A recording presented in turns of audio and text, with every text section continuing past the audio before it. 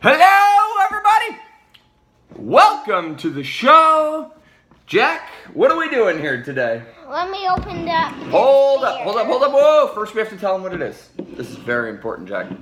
What beer place does this one come from?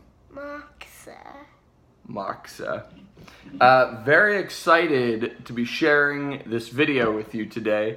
Went to Grasp of Darkness. Okay, I'm going to open it. Alright, you open it up.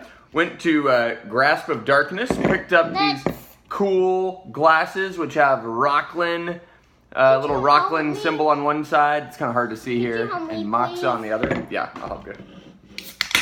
Ooh. I wonder if it's a different color. Let me pour it in.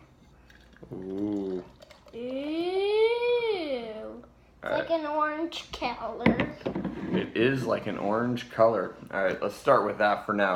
I think Mommy's gonna want to taste when she gets home. Mommy's with Raylan. I took Jack on a daddy date. Where'd we go, buddy? We went to the grocery store. We've got some meat. We got some tri-tip. Pretty excited. So anyways, back to the beer, which is why we're all here today. So went to the Grasp of Darkness, which was the Modern Times Moksa collaboration for a Imperial Stout. Fantastic, by the way. Review coming later. Jack, what are you doing? I don't know. I don't know either. But this was the surprise lurker in the release. This, my friends, is shaved ice.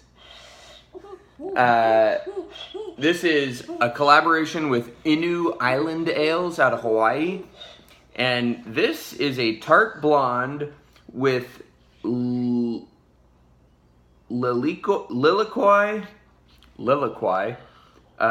guava, coconut, and lactose. Let's see if I can zoom you in on that. And I tried this, just a pint of it, at the brewery right after, because you're waiting in line for a while, you need something, and this beer blew me away. And the reason is I really like sour beers. I actually like sour beers more than stouts, if I had to pick a style. That's why I brew them at home too. Usually anything kettle sour I just don't love. Like, kettle sours to me typically lack complexity and quick, like, super fast 101 on sour beers for everybody. So kettle sours are soured quickly, like within a couple days, basically with just lactobacillus, the same bacteria that makes yogurt tart. So they essentially can, almost, add that sort of yogurt tartness to the beer really quickly. And then it doesn't take that long to make, right? You can kind of produce it pretty quickly, and it's great, because you can do that. However, on the opposite side of the scale are barrel-aged sours, or not even barrel-aged, but just long-aged sours. And those usually involve not just lactobacillus, so not just that yogurt bacteria, but they also usually have Pediococcus, Brettanomyces as well, both of those two. I'm boring the kid. And those are where you start getting into some funky, like, horse saddle, horse blanket kind of hay and, like, funk. I mean, that's where you really get funky beers, right? These kettle sours are just sour beers. You get into the sort of long age with other bacteria, and those become kind of funky beers. You get a lot of, like, lemon, grass, like, hay, just a lot of cool stuff. Anyways, Jack, don't go. Sorry. Wait, you gotta smell it first. You gotta smell it. That's the rule.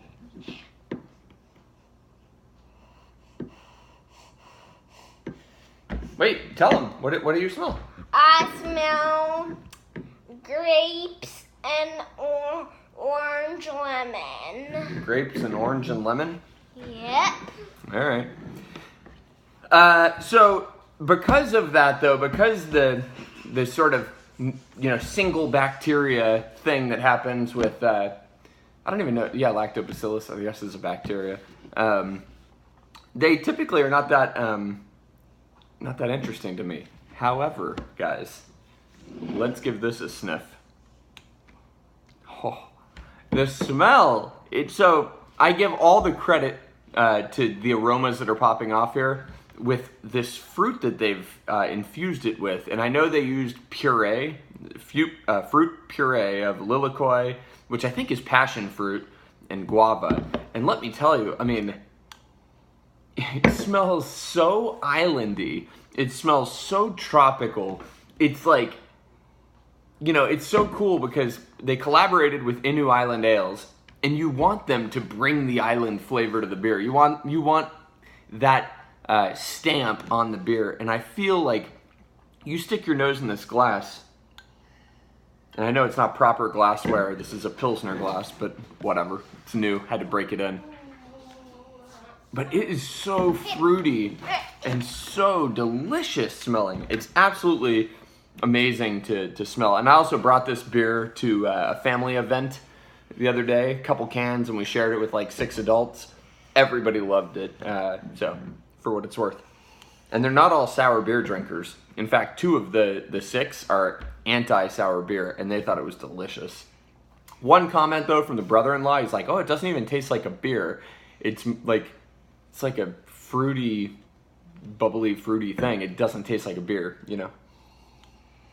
And I suspect that might be, as people rate this beer, I don't expect it to be like 5 on Untapped. I rated it 5 on Untapped, but I think people are gonna feel like it is kind of almost a different category, and you know, it doesn't, you know, it's different. Let's give it a try.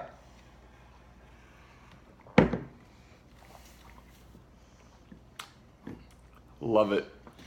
Such a great balance of sweet and tangy. It's not like a rip your face off kind of sour beer. It still does generate the spit in your mouth from the sort of tinge on the sides of the tongue, but more like, you know, like you're having a glass of lemonade, you know, where it's like sweet and tangy. Hey, here, could you cut this whole thing out? This part and this whole big part? Yeah, just give me some scissors. Okay, hold on, let me cap up the... Good idea. Where's the cap? Uh-oh, I'm not sure. Oh, here it is. It's really good, guys. This has changed. Okay. I'm now a believer in kettle sour beers because I just have never had one that has been this freaking good. I'm just gonna stop. And in, you know, when it's hot weather outside, this is like exactly what I want to drink. I don't want to drink. I actually, you know, forget when people call things lawnmower beers. Like, this is what I want. It's almost like a fizzy juice, like with tropical flavors. Oh, thank you. And coconut. It doesn't have a ton of coconut. That's actually, if I could critique anything. You want me to cut this out? Oh, yeah. If I had to critique one thing, and really I don't have a lot to say negative about this beer, it would just be that they could have maybe gone a little heavier with the coconut. No. What? Don't you want this arm out? Yep. Like that? So yeah, I could go for a little more coconut, but it's also fresh, and maybe the coconut will start to shine through as it evolves in the can. So I'm excited to see how that goes. All right, everybody, that's all I got. Cheers. Cheers.